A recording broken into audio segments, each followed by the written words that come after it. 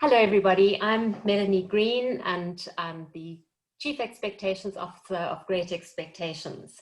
This is the third in a series of interviews that we are doing in celebration of South Africa's Women's Month. And the month of August is specifically when we salute the strength and the courage of women everywhere. And we honor those who are leading and influencing change in whatever their role, as we work towards a fairer, more inclusive and diverse society. And when I think of saluting strength and courage, I couldn't think of a more apt way to describe our guest today. A single mum, Angelique Arde. And Angelique, I'm certain that there have been many times that the words strong and courageous have not been words that you might have applied to yourself or to describe yourself, especially in this season of COVID-19. And to me, I think this is something that you and I chatted about just in our preparation conversation, is that there seems to be, unless I've just been reading the wrong thing or in the wrong places, very little on social media and very little literature that's coming through about single parenting during this time. And I feel so strongly that the plight of the single mother should be more widely understood, and people should have heightened awareness to it, because it's a phenomenon, I think, this single mothering that needs to be more widely understood, embraced and supported. So Angelique, you're a mom by adoption, meaning that there's no paternal or financial support. You're the mom of a son, which in itself is a massive responsibility, the gorgeous Gabe. And you're also a full-time employee, a personal finance reporter. And with that very comprehensive description, we have so much to learn from you.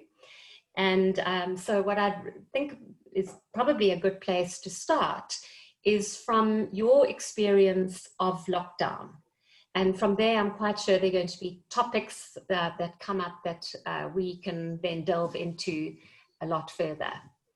So over to you, your story of your COVID story. Thank you, Melanie.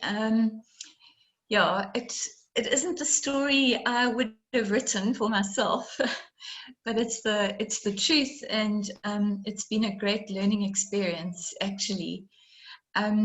I think that everything I lack, or the areas where I feel I'm lacking in life, was animated during the hard lockdown. So the absence of another adult under my roof, specifically a father figure, who could, if nothing else, play rough and tumble with a very energetic little boy, and someone to just share the load as I was trying to work and care for such a small child at the same time. So the full weight of responsibility was resting on my shoulders, and the anxiety that comes with needing to generate an income whilst I've got to do childcare at the same time. So that I found actually very nearly impossible.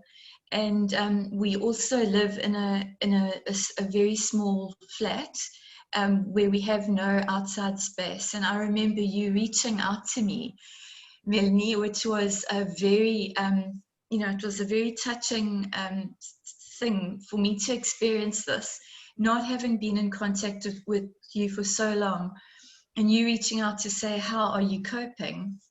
And as you know, I actually wasn't. I took leave I think it was in the second week of lockdown, when I realized I was just coming undone.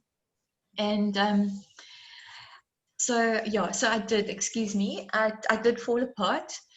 And then in the week that I took leave, I did some self-reflection, and I realized I just really didn't have, I was trying to do too much, and I I berated myself so severely for being ill-prepared for the hard lockdown, which is quite ridiculous considering who could have been prepared, who was prepared.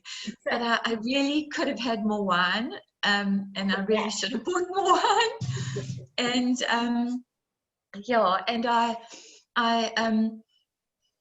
should have I should have had activities prepared for Gabriel, and I, you know, there were all these things I felt I should have done.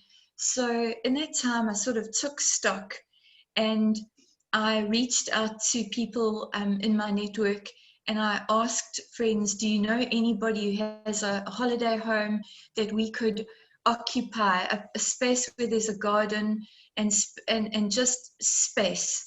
And for me and another single mum friend who's a single mum by adoption. So by the grace of God, somebody knew somebody, and we got to move into these very kind people's home whilst they were at their holiday home.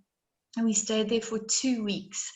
And it was incredible. It was life-giving, where the children could run outside and go wild, and my other single mum friend and I could tag team around meal preparation and working, a full-time employee. So that was amazing. And then in my circle, another single mom, found out that I had had this reprieve, and she was staying with her partner.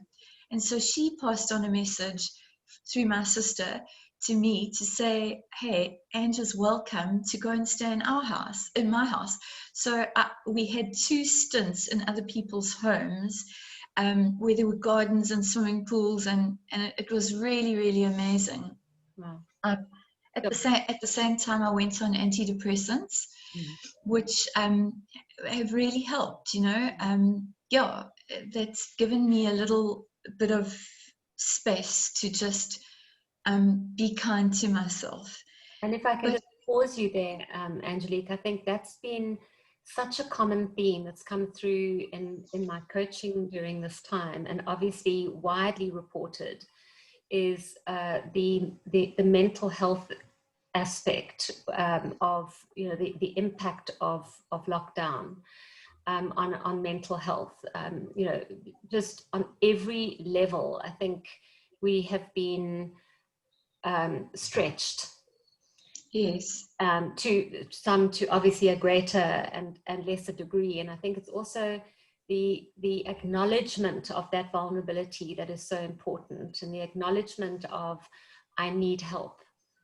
And I'll never forget attending a conference a year or 2 ago, my colleagues in the UK had put together, where we had a mental health expert talking to us, or specialist talking to us, and saying, you know, you have no health unless you have mental health. And, you know, we almost have to remove the stigma from our own mindset around this. And when help is available, you know, we should tap into it. Absolutely. Yeah, there's a lot, there are many reasons why we don't ask for help, or regard ourselves as worthy. But I think, yeah, there was a whole lot of that going on as well. Just being so hard on myself. But I did realize that I was thin on resilience. And that is something that I've now given myself to building in my life. And it's been incredible, Mel, how it has opened up my thinking, and I've started to dream of a different life, and even my career. Yeah, I've just started to, it's opened up my mind, and it's been really empowering. Wow. Yeah, so I get I've had the privilege in my work. I have the benefit of speaking to experts, of many different disciplines. But I recently attended a webinar where a psychologist and life coach, Dr. Chipiso Matenji, addressed this topic of resilience. It was actually around financial resilience, but she approached it from a much broader perspective, and I thought it might be helpful for us to talk about that, or some of the learnings that I gleaned from her. Yeah, please do, and especially, I think I'm always one that sort of likes to focus on the sort of the practical applications as well. So just from your personal experience, any of those kind of resilience ideas or tips that have worked for you, I think, do share. Yes. Sure. So I'm going to refer to my notes, but I think that, hearing her speak made me realize that I subconsciously perhaps applied some of these learnings, or I was applying some of it, but not all of it. But she starts by saying, when facing challenges, you've got to acknowledge all that you're facing. And if you're in denial about your current reality, it limits your ability to deal with the stresses that you're facing, and it'll retard your progress. So she says that when building resilience, understand it's a skill we develop over the course of our lives. That was great for me to hear, because I thought, I'm such a loser. I'm so lame. And I remember people putting on Facebook things like, at least you're not in a shack. And I promise you, if I could have punched the people who posted those comments, I would have. It was just so unhelpful. I kept feeling I'm such a failure. I do know that there are people who have much less than me, who have so much more resilience than I do. And I commend and salute that. But it's not helpful to be, it was really unhelpful. That at least phrase, isn't it? Yeah. It's like somebody's thinking they're being helpful, saying it, that they're kind of trying to help you make a comparison. But it's not at all. Yeah, like on a really grim note, I've even heard of people saying to women who've miscarried, well, at least you've got other children. No. I mean, just so unhelpful.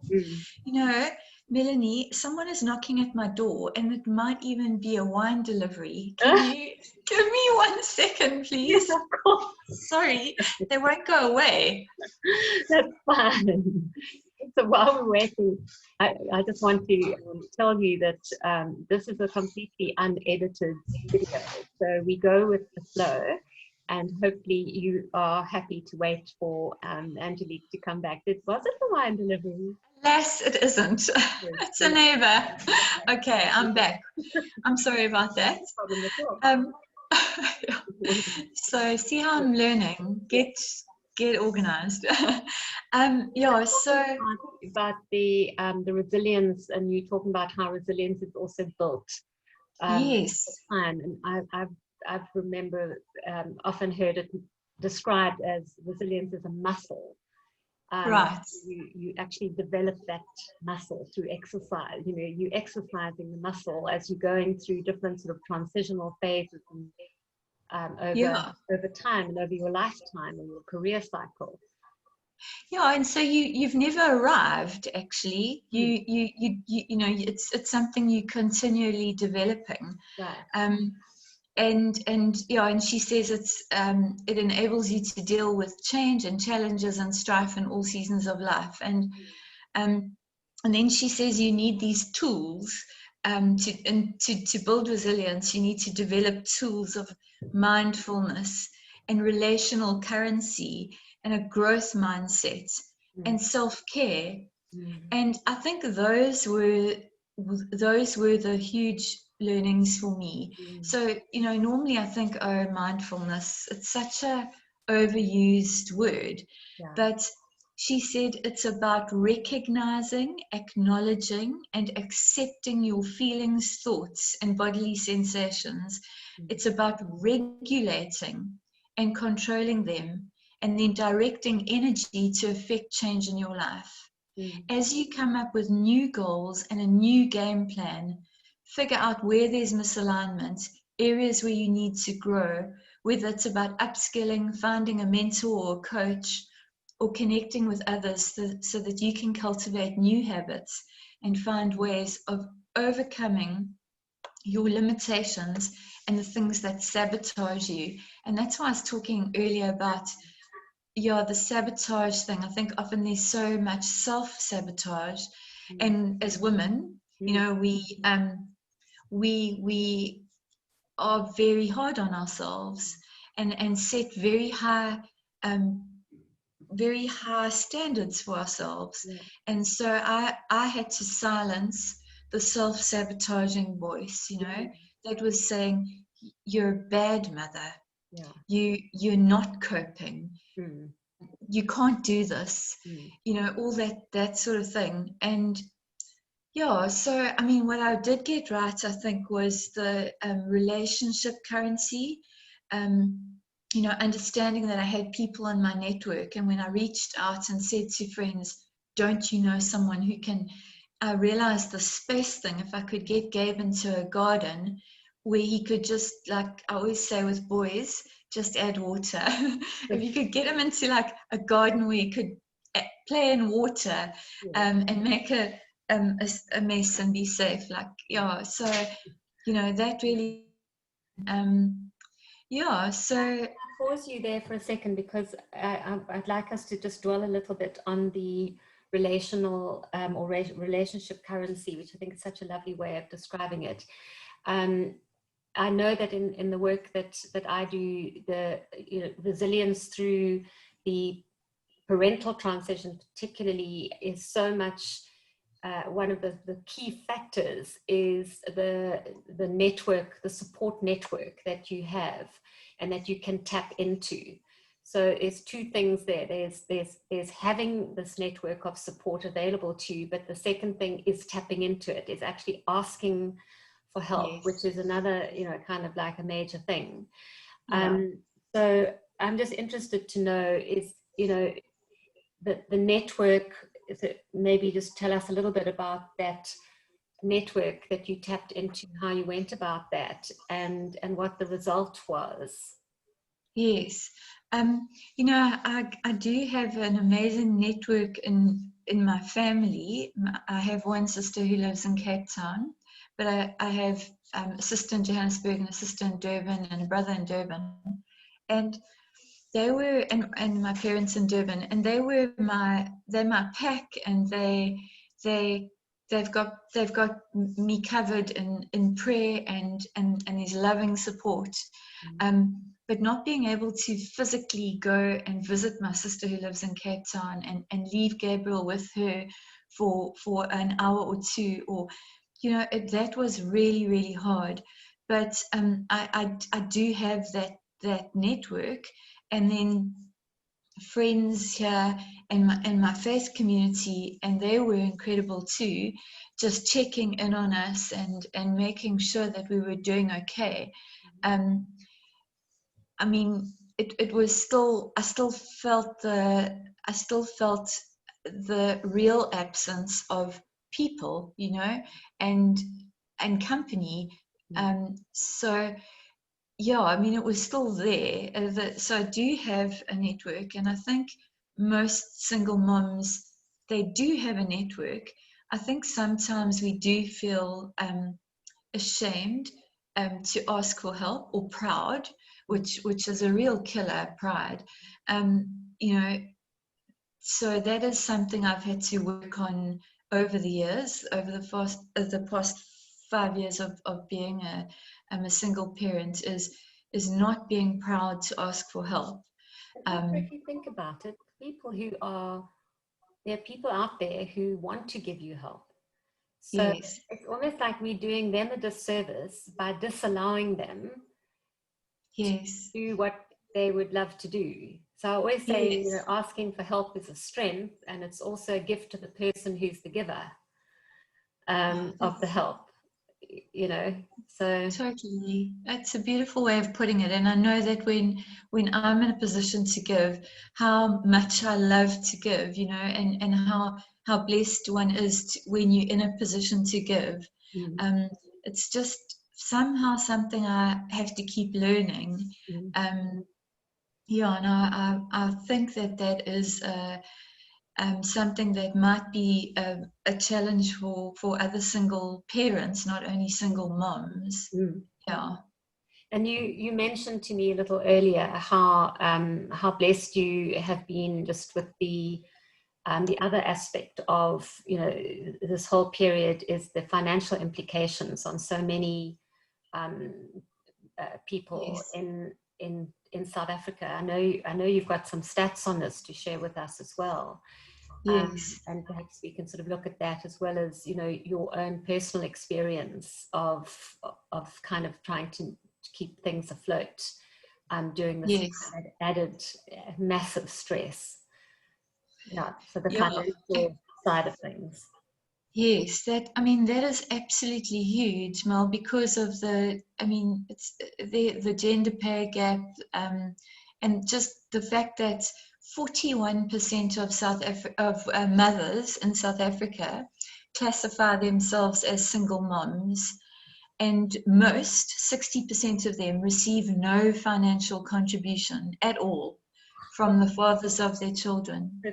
41% of mothers that is huge, are actually single mothers, of which the greater portion of them, the 60%, are fully almost self-reliant on bringing income to support that family. Yes, that is according to the 2020 Old Mutual Savings and Investment Monitor. Wow. So that gives you a sense of the scope of single motherhood. Yeah. And when you add the gender pay gap into the mix, and then in the COVID context, 3 million South Africans, of the 3 million South Africans who've lost their jobs due to the pandemic between February and April, so that's not even the full lockdown period, 2 million were women. Yeah. So that is a big crisis in my view, societal crisis. You know, single mothers shoulder enormous responsibility for the well-being of families, and family is the cornerstone of a nation. So I think that this concept of resilience is critical, and financial resilience too. I don't have the stats on hand, but Old Mutual's Savings and Investment Monitor also tracks the incidence of, or the sandwich generation, which is where you are, I have a child and I have parents who don't have the means. Yeah. Yes. But and I mean that is really brutal. In my case, it's not, because I have 4 siblings, so the load has always been spread and shared, and I happen to just have the siblings in the world. So what it looked like for me is my siblings gave me a payment holiday last year, in fact, because I was struggling to manage on a journalist salary, and as a single mum, and you know, with a home loan, etc., and that has continued throughout lockdown, while all of them have taken a knock, you know. So yeah, that's been very humbling, and very just that compassion and empathy that I've experienced, like in the family, has really been tremendous, and I just wouldn't have coped otherwise. Wow. So yeah, that's amazing. And that sort of topic of compassion and empathy as a theme is one that's been coming through so strongly. You know, you've just described it at the sort of the close sort of family unit level, but you know, it's been spoken about at a political level, at a sort of corporate leadership level. is how are leaders responding during this time? You know, how have political leaders responded at this time? And we've seen some great stuff coming through on decisive leadership in the same body as the person who is also showing compassion and empathy, and that the two actually can combine to create a different idea of strong leadership. You know, Yes. almost recalibrating what that looks like. Absolutely. And if I think about the workplace and how that is so often so severely lacking in the workplace, often from female leaders. There again, I think I'm so blessed because I work for a female editor who understands and is empathetic.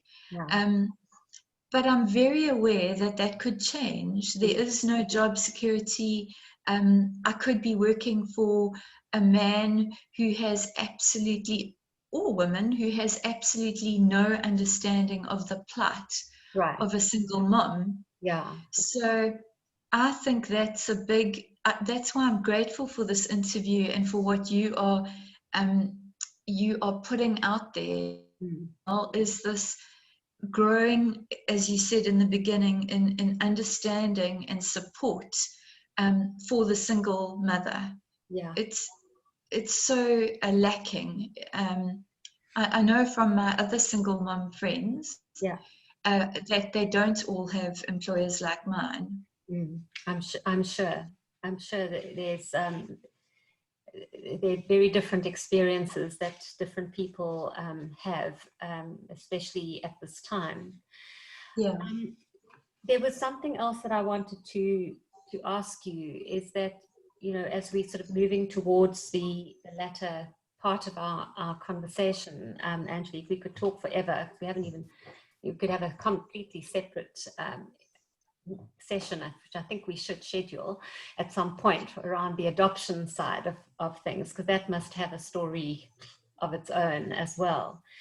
But just to ask you, you know, if we were sort of trying to think of giving some ideas to people who are listening or viewing around how they could be more supportive of people within their friendship circle who are, or acquaintance circle, who are single mums at this time, what kind of things would come to mind, or things that they should avoid doing that would be unsupportive, or I mean, what is do you have any thoughts on this?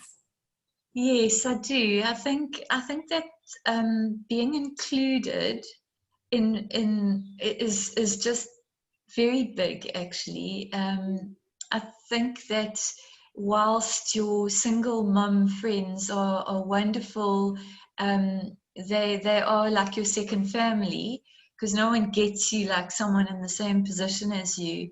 Yeah. But you just want to be embraced by families, you know, by, I don't want to say whole, because I don't regard Gabe and I as not whole. We're not half a family, but we do have, there is lack, and he needs to be around men who are kind and strong and black, as he is. So I think that's been a cry of my heart, is to be included more in families, and we are, but I think I have a longing for more of that. I think play dates are amazing. Like, you know, we've got one family who are, they're really, really a special family to us, and they my go-to family when if my sister isn't available, and also when my sister is available. They're just special to us, and they we often get invited, to go around for a meal or tea or whatever. But last Sunday, or Saturday, I really felt I needed to have some space, just for a few hours from Gabe. And I dropped him off with the Lundies, and then when I fetched him, they just included us for dinner, and that was lovely. It was so good for Gabe, it was so good for me. So I think those small ways of just including is very powerful. That's great. I think that's great. I think that's great advice. It's that whole idea of inclusive, goes, across so many different parameters. Yes. And then finally, I think what I'd really like to get you thinking about is, that anything that you have discovered or has worked for you during lockdown, and during this sort of 6 months of the different levels that we've been working through in South Africa. Is there anything that you've learned from this that you'd like to take forward, that you'd like to see continuing in this sort of future of work, and future of where your life and career is leading you right now? Yeah, most definitely, Mel. I love that question, because this has really changed the way I'm viewing what my value proposition. I'm just thinking differently. That's what COVID is. The gift COVID has been to me, is it has made me realize that I'm unwilling to compromise in the next season of my career around traveling and time. That I've had such an inflexible kind of work setup, where I would sit for 2 hours in traffic every day to get to an office, and be confined to that office, and then and I just am not willing, and no exercise unless it was over the weekend, because it's to take a child with you to exercise, and just about, it was such a small child anyway. So just in our season, like I wasn't exercising. I am now. I had no flexibility really in terms of like the traveling, the road rage, but the stress of being in traffic was punishing. So like I'm definitely going to make those changes for my wellness and my family's. I'm now able to multitask in a more practical, helpful way, put like a meal on the go while I'm writing an article. It's just, why not? Like, we should have been working this way long ago. So the whole, the popular term of remote working, agile working, flexible working, you have discovered the value of that to you, and the ability that it gives you to be more effective in your different roles that you are playing, to be able to work at your own pace, and to feel more in control of your time. Is that absolutely. Like yesterday, I had a challenging afternoon because Gabe's school hasn't opened full day yet. So thankfully he is at school in the morning, just the last month or so. But he had a bad it was just really hairy. And so I wasn't as productive in the afternoon as I need to be, but I was able to work from the early hours of this morning. And I got in like 4 hours between whatever, I think it was midnight and 4:30, but that works for me. And I didn't have to get up at the crack of dawn to get in traffic before 7 or whatever.